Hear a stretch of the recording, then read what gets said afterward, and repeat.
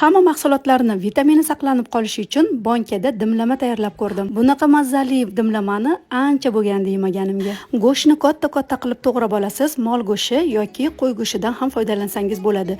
Piyoz, sabzi, bolgarskiy, kartoshka, nimaiki sabzavot bo'lsa, hammasini katta-katta qilib to'g'rab bir idishga solasiz. Men suvlikkina bo'lish uchun karom va pomidordan ham foydalandim.